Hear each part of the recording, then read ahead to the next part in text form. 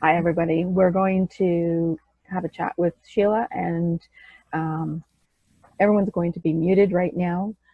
So any of your questions will need to come through the chat box, which is at the bottom of your screen there. Just so click on the chat and type in your questions. It just helps for the video and audio quality if we have everybody muted, and the Q&A will go a little quicker. So again, I'm going to welcome you to Empowered Intention, Awaken Your Spirit, spiritual conversations about mediumship and all things spiritual. I wanted to gather people, especially my mentors, to introduce them to you during this time, because I think it's important that people have ways of connecting to spirit, and people are looking for answers and connection in different ways than they may have before. So I just want to introduce you to, again, Reverend Sheila Black, and we're going to talk about some mediumship. And here you go, Sheila. Thank you very much, Samantha. It's a pleasure to be back with you again today. This is our third in a series of some interviews, as Sam was mentioning, and I'm so happy to be able to be doing this during the time when there are so many people feeling unsettled and sad, and these conversations with spiritual mentors, like you mentioned, is giving people hope and giving them something that they can focus their energy on and to not feel so alone during this time. So thank you to everyone who's attending today. And like Sam mentioned, you can put your questions in the chat box and we will discuss them. And basically questions about mediumship or anything that you're kind of wondering about. But again, thank you so much for everyone for coming in, for Samantha for doing this. Welcome. So as people are sort of getting ready and typing in their questions, I have a question that someone has sent in. What can a person do to get started in mediumship? Okay, thank you for that question. Well, it's for mediumship, it's important to really quiet the mind. That's one thing that I tell all of my students, that meditation is so important, and just to calm down the busy brain, the monkey brain, or whatever you want to call it, because when spirit, they're around us all the time, and so many times they're showing us signs or symbols or animals or whatever it is to give a message to you, and we're not paying attention because we got so much things on our brain, we have so many things to do, and are always in a rush. Like to connect with spirit, you need to practice the breath work, doing some nice deep breathing, meditating, quieting the mind. So if you wanted to maybe take, if you've never meditated before, you may want to try a guided meditation, because that gets you, kind of controls the busy brain a little bit, gives you something to focus on.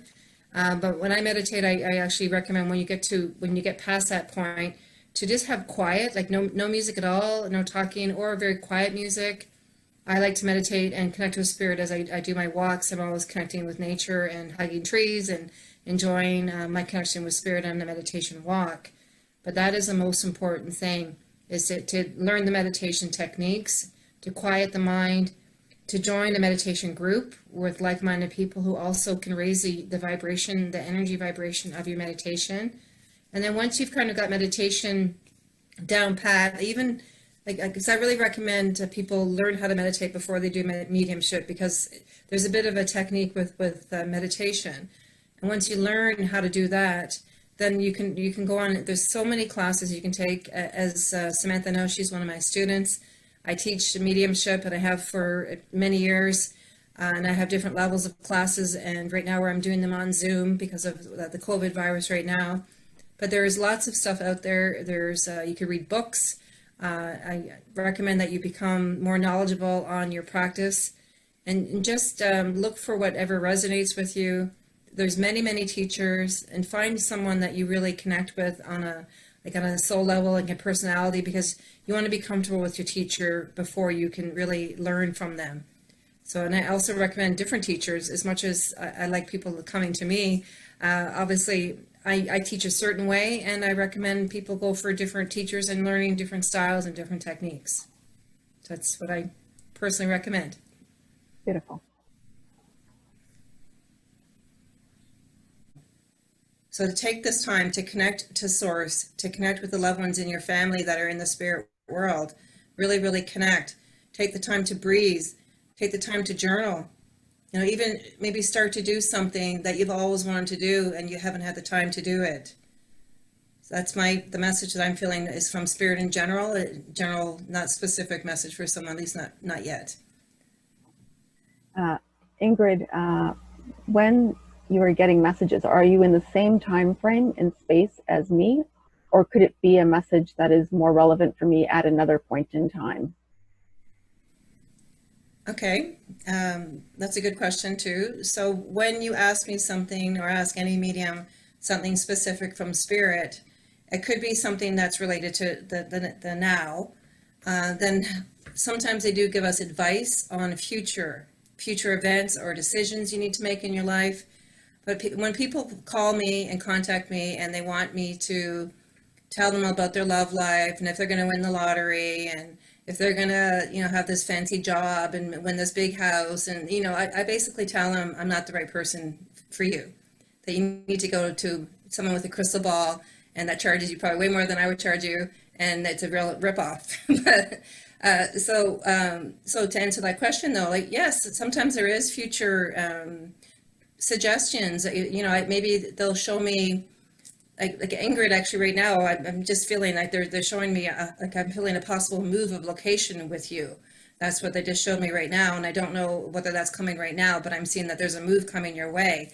I see Tammy's laughing in the background, so maybe she must know something I don't, because that's and again, I'm feeling that Spirit is talking about this move, and I don't feel it's right now, but it's in the future, it's coming, right? And we do have free choice though. That's why I'm a little bit, whenever I give the future readings, I'm always telling people, this is how Spirit is showing me today.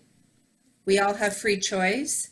We can make changes along, our path could be destined a certain way, and we could make a change that takes us off that path, and then the answer could be different, right? So that's why I don't like to give these, I call them crystal ball readings.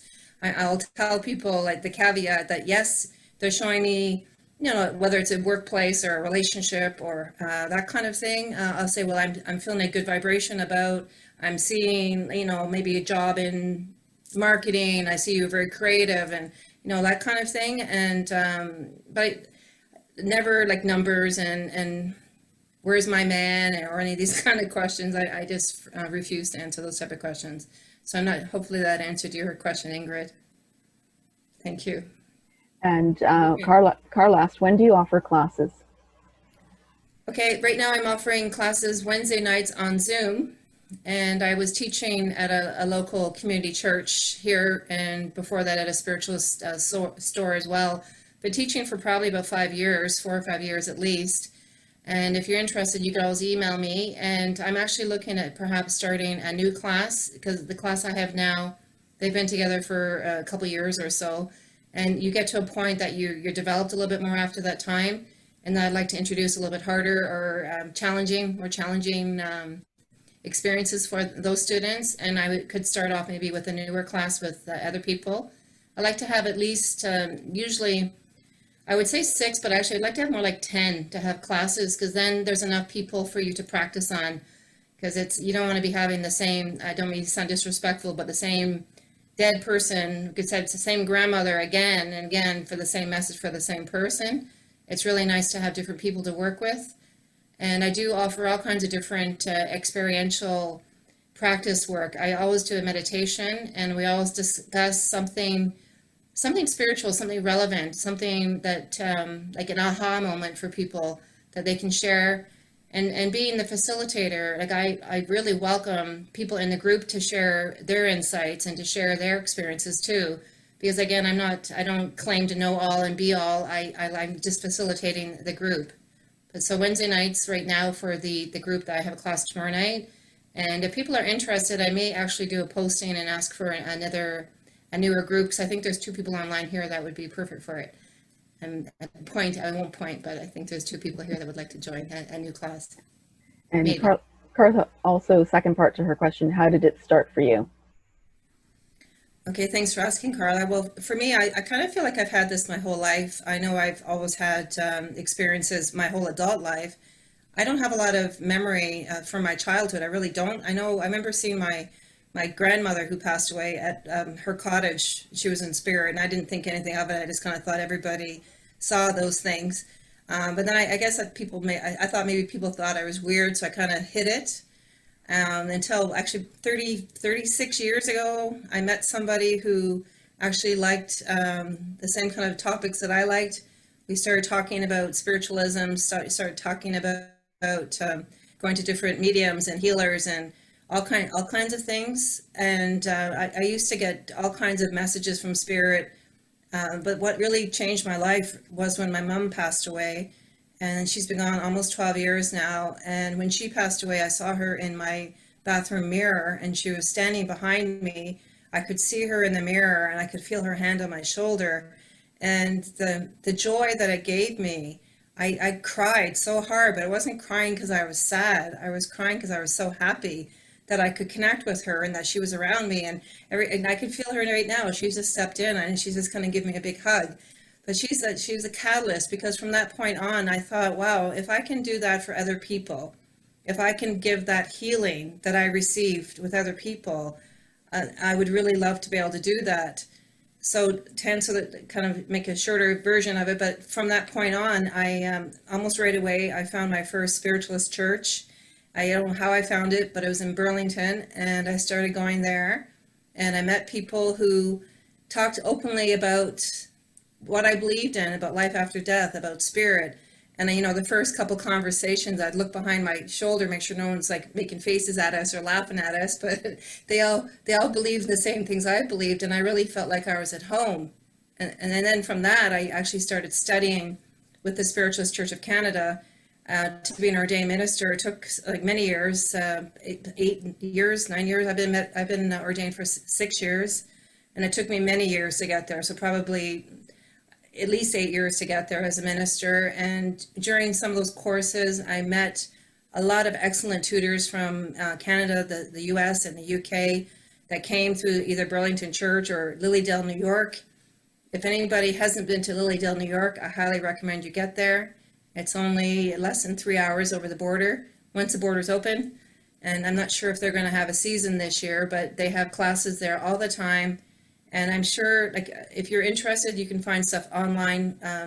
Absolutely. But that's how it started with me. And I'm always a student. I'm taking classes all the time. I feel like there's always something you can learn from your tutor, always something new.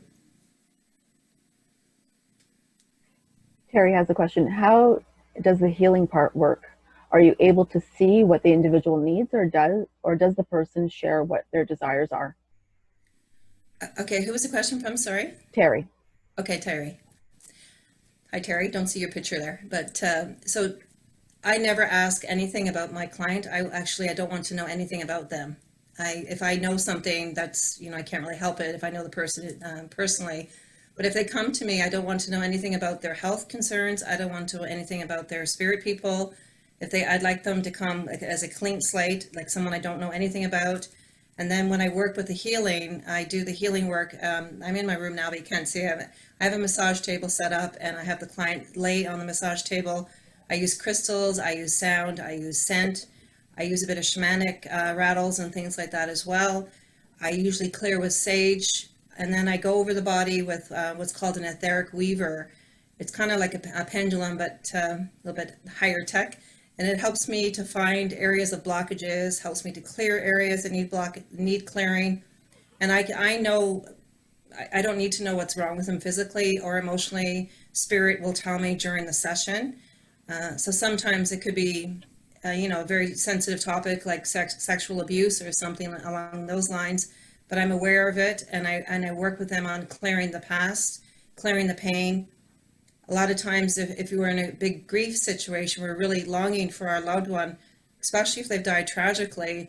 We really hold it in our bodies. And so we really need to clear that through. And that's why I've started incorporating the healing with the readings, because I really feel like the mediumship is verbal healing, where the other is more of a spiritual, mental, emotional healing. So hopefully that answered your question, Terry. James has asked, many talk about the soul. What is the difference between the soul and the spirit? Coming from James, I should be asking you that question. I think there's various different people have different opinions on that, and you can read one book that says one thing and another book that says something different. But to me, I feel that the soul is what's in your being. Like, I feel like the soul never leaves. So when we go to the other side, I feel it's a soul that goes with it to the other side. Our body is left behind, but our soul goes. And for me, the spirit is more like there's a soul. Like, I don't know how to describe it. The soul is like the car, I guess, and then the spirit is a driver of the car. So spirit kind of helps you in your life. I'm trying to explain it more easily. Spirit is, I feel like spirit is something that does leave, and it comes and goes, where the soul is something that stays, that is the core of who you are. And I feel the soul resides in the solar plexus, right in the middle of your stomach, in the core of your being. That's where the soul is. But then sometimes people think the soul and the spirit is the same thing, right? It can be considered the same thing, just a different name. You know, spirit, some people think it's just your emotional, your personality could be your spirit, but it really, really depends on what your teachings are and what books you read. But to me, I kind of interchange soul and spirit together. So soul is like the root of who you truly are, and spirit is almost like, when I think of spirit, I think of all the spirit around us that work with us. And we have a spirit, and everybody else has spirits, but it's your soul that really connects with the person. When I give a reading from someone in spirit, I really truly feel their soul. It's a real soul connection, and I really feel the soul to soul with my client. So much so that I have to stop myself from crying sometimes, because the emotion, the beautiful soul, the love that comes through spirit, through me to the client, it can be so beautifully overwhelming that sometimes it actually does make me kind of tear up. I'm not sure I really answered your question, James. I think it's really open to interpretation, the difference between the soul and spirit. That's how I feel anyways. Was that a trick question? Coming from Scotland. Thanks, James. And Carla asked, are there specific classes on mediumship for groups? Can you repeat that, please? Are there specific classes on mediumship for groups? For groups, yes. You can join. There's lots of groups. If you go on, I know Meetup has a lot of different groups, and if you just Google mediumship classes near me, or meditation or spiritual, and it is important to be in a group, because you can do your own self-developing, which is wonderful, and you can do your own meditation and your own reading. But you need to practice. If you really want to do this work, like, you really need to have someone to practice with. And again, the group dynamics, having the energy of a group is wonderful to raise the vibration, to raise the energy, and to help spirit come through. But yes, there's lots. Like I said, mine are groups. I have, when we're in person, we probably had 20 to 30 people each week. Probably at a low week, maybe we'd have 15, because it really depends on people's schedules. But it's nice to have, it depends, like a smaller group of 10 or so, you can spend more time individual with them. But it's also nice to have a larger group, because then they have different people, like I said, to experience their different loved ones in spirit, and different personalities, and people work differently, right? Sandra said, do you believe in being a healer helps to increase your connection with spirit? Oh, absolutely, Sandra. Absolutely.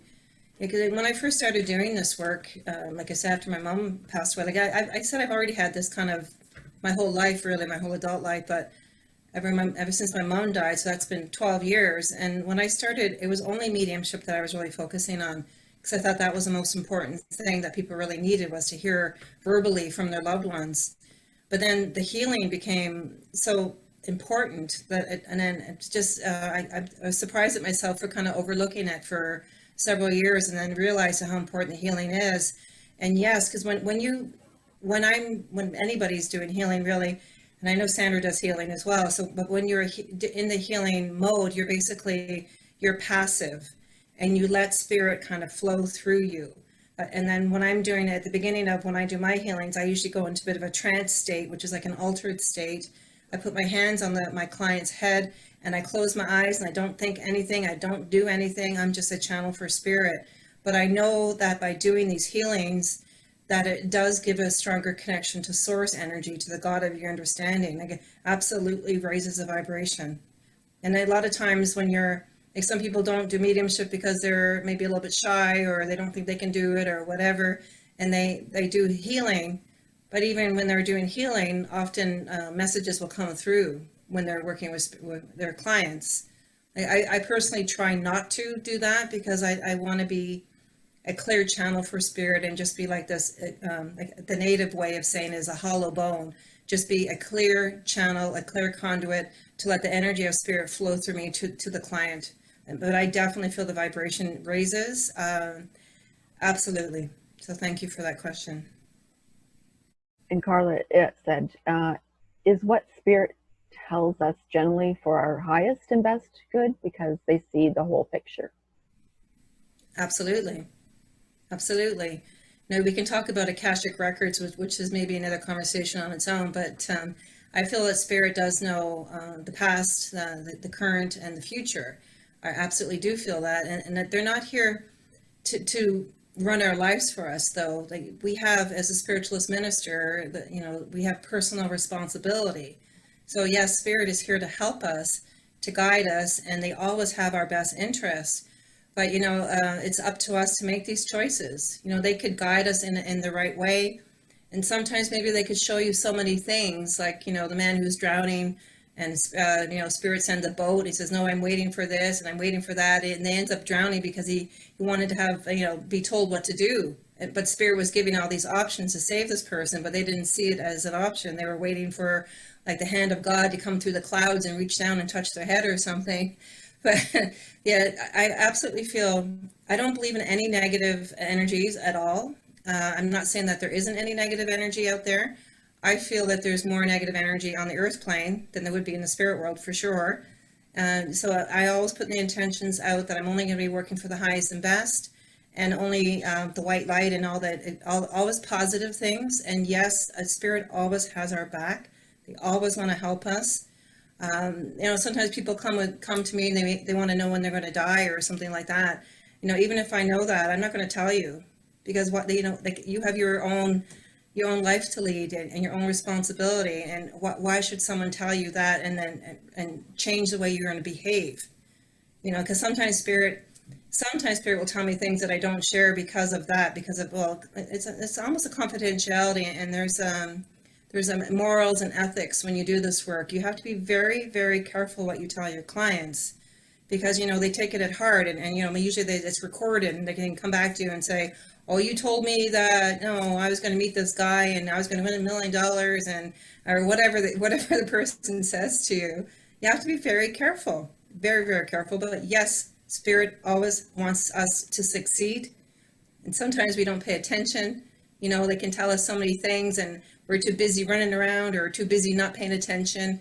That's why, like I said at the beginning, it's so important to be quiet, to quiet the mind, to breathe, to take the time to connect with your spirit loved ones, your guides, your angels. We all have them. Thank you. Linda asked, how can I tell if or when a medium is giving me their own personal advice, ego, rather than staying with the message from spirit? That's a good one. I think you should be able to tell that yourself, so with your own intuition. I'm sure there are many people out there that fake it. I've heard the expression, fake it till you make it. Just keep saying things and eventually something that you say will come true to your client. But mediumship for me is not about being rich and famous, and it's all about healing and helping people. Right? So if you have, like, sometimes when I'm working with people, because like I'm a medium strongly, but the psychic person will pick up your energy. So you go to a psychic and they may not know anything about your loved ones in spirit or your guides or anything like that, but they can pick up your energy. They can tell that you're nervous. They can tell that you're stressed out. They can see you've got a wedding ring on. So they can start giving you information that they're just basically making up on their perception of you. But as someone who's intuitive, which I know you are, Linda, you should be able to tell that. And someone who's in mediumship should really, really do it for the love of healing, the love of spirit, and the love of humanity. It's not about telling stories or trying to make things up for people. They're doing the wrong thing if that's what they're doing.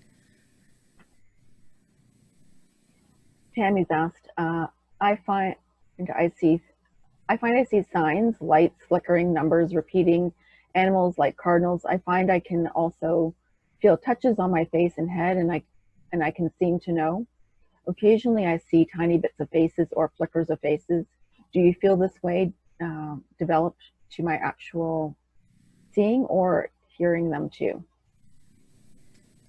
Can you just repeat the last part, the very last sentence? Okay, I'm getting tongue-tied here. Good. Okay, occasionally I see tiny bits of faces or flickers of faces. Do you feel this will develop to my actual seeing and or hearing them too? Oh, okay. I didn't, it was the very, very last bit I didn't hear. Okay, absolutely. So thank you for the question, Tammy. So people have different strengths working with spirit. Everybody has their own unique way of doing things. Some people do see spirit more clearly, so that's when you see the images in the corner of your eye, maybe. Sometimes, like I know when I'm working with spirit, sometimes I actually see the spirit person standing beside the client, sitting beside them, but usually you see them in your mind's eye when your eyes are closed. But that's how you work with your clairvoyance, the seeing, right? So yes, that definitely can, and if you focus on it, and you really need to focus on it. Some people can be easier to become a medium than other people. But I do feel that if we all practice and work on your strengths, then yes, you can be a stronger medium, absolutely. So if you have clairvoyance and then that's your strength, you can see things and work with that. Especially if you're starting, work on what you're strong at, and then you get more confidence going. And then if you want to just start working on the clairaudience, you want to start hearing things, because like sometimes, like it's funny when I'm sleeping, sometimes I like some spirit's yelling my name and I sit up out of a sleep like, what I do? Like, so sometimes spirit, yes, you can hear them outside your head. Sometimes you hear inside your head. And sometimes you may even see like a word written across a blackboard or something, and you think you're hearing it, but you're actually seeing it, right? So that's clairaudient, and work on that too. So pay attention when you're outside, listening, like in the distance, the traffic in the distance, the birds, the like very subtle different sounds. If you want to work on your clairaudience, and listen to music, listen to different types of music. And listen, I feel like you can really develop it by really focusing on that for the clairaudience. And most people, not every, like everyone does things differently, like I said, but most people have what they call clairsentience, which is kind of in the stomach. Like you hear, your gut feel in the pit of your stomach, you have that feeling. And I remember one of my teachers used to call it a God knowing, a knowing. So you can't really explain it, but you just know. Like there's just something that goes on inside of you. Like that's like an intuition kind of thing too. But you just know inside of you that you can you just feel it. You can't really explain it. So that's kind of where it starts. And at first I thought that's how I worked, was the feeling, because I still, when my clients come through to me, the spirit people come through, I really feel their personality. Like I really feel them. If they're really rambunctious or they're funny but their personality definitely comes through very, very strong. So I feel like that's one way that I can work with spirit to tell without a doubt who the person is, because the spirit will show me the personality really, really strongly. And then I do hear sometimes like music. I hear certain songs that maybe spirit would like me to remember, or you'll see things too, like you'll see things like the cardinal you mentioned. I know like a blue jay is a symbol for my father, and I know it is. So when I'm thinking about my dad, I'll be tripping over blue jay feathers everywhere, and there may be no blue jays to be found, right? But I'm not saying my dad turned into a blue jay, but I'm just saying it's something, just a sign for you to go, oh, thank you, like just as a memory, and just pay attention. Like, again, I don't believe in any coincidences. I believe that spirit is here working with us all the time, and it's all synchronicity. It's not a coincidence that you meet someone, then you meet someone else, or you open a book on a page and it's something you need to hear. Like that, these are all kinds of things that spirit does. So just pay attention. So thanks, Tammy. And I know you're on your way. Carla asked, when my mom passed, there was times I felt like she was in my body. I felt her presence and guidance. Do our lost loved ones move on from us when they feel when we are healing from our grief? Do our loved ones move on when, sorry? When do our loved ones move on from us when we feel we are healing from our grief? Okay, that's something else that's kind of an opinion, I suppose, too. But I can tell you how I feel about that. I feel that spirit can be with us and can be elsewhere at the same time. I feel there's different dimensions. So some people have asked me, a friend of mine actually, she thinks that she's not, it's kind of funny, she thinks my work is holding spirit back. Like, why do you want to bring them through? Why are you bringing messages through to them?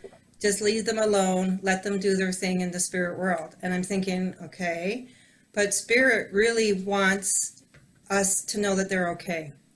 That's the most important thing, that spirit. And when I do readings, the number one thing is that people want to know that their loved one is okay, especially if it was, like I say, a tragedy or something when they passed, and are they okay now? Are they living all right on the other side? What are they doing? Is it okay? And so right away they'll come through, and they definitely will be around the person and showing that they're okay. But I'm kind of digressing from your question. So I do feel that you're not holding your spirit loved one back by wanting them to be near you or enjoying them being near you. They have their thing to do on the other side. We learn and grow on the earth plane, and they learn and grow on the other side. But they can be learning and growing on the other side, and probably another bunch of different hemispheres and all kinds of different areas, but they can still be with us. And yes, lots of times spirit will hang out with somebody if they know that they've left, and they sometimes spirit may feel guilty. They may want to say I'm sorry. They may worry about the person that they've left behind, want to make sure that they're okay before they go on. But it's not like they go on and never come back. Like, they can always come back and forth. But spirit is also kind of like people. Like, there is some spirit are stronger at communicating than other spirit, right? So you may sense someone around you, that your loved one, because they're a stronger spirit and you had a really strong connection with them, and so there you can feel them more.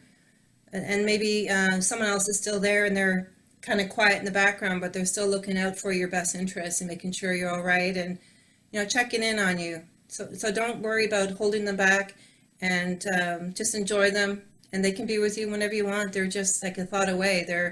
It's not like spirit is up on a cloud somewhere, with the violins and the harps and everything like that. They're all around us all the time. It's a different, well, you call it the veil. Some people have referred to it as the veil, like we're on the earth plane and there's just a veil between us and the spirit world, but they're all around us. So yes, you can feel them, and you may feel them. I know, back to that same question, but you felt your mother inside you. Sometimes when I have a client, sometimes I do feel like they're sitting right on top of me. I actually do feel that sometimes, and then I almost become them. Like, my energy will become, if I'm a big man, I kind of feel like my energy gets like, if I'm a big man, because I can actually feel the energy on me. So that's not uncommon. But spirit, even if it's your mom and your loved ones, if you don't want to connect at that particular time, we need to set boundaries with spirit too. So, like, maybe come to me this evening or come to me in the morning. Like, I try to tell my spirit people to stop coming during the night, because they keep me up at night, and I'm so curious, and I want to know who's out there, what's going on, and to see it. But then my sleep gets affected. So I try to tell spirit, okay, I need to go to sleep. Or if I could really feel, one night they were sitting on my bed, and I was on like a party in my room, and it's like, honestly, I need to go to sleep. So I said, okay, so how about you guys all come to me when I'm sleeping, tell me whatever it is you want to know, and I'll remember in the morning. Is that a deal? So we have to set, sometimes we do need parameters, just like with people. Thank you, Sheila, and thank you everyone for joining us today. If you can let Sheila, if you can let everyone know where you can be reached if anybody would like to get in contact with you. Okay, and I am going to draw a name for a reading. Just want to make sure I have everybody on here. So yes, I do. Okay. So here's my little love basket with all the names in it. And don't be mad if you didn't win it. Oh, it's Linda. Linda's gone, right? There's two Lindas. There's two Lindas Linda here. Wallace. Okay. Yeah, she's still here. Still here, Linda. You won. It's your lucky day. So thank you for participating, and you can find me on b1withspirit@hotmail.com is my email address, and my webpage is www.b1withspirit.com, and you can communicate that way. And for people today, the readings, I'm offering $25 discount right now if you want to do readings and healings on Zoom.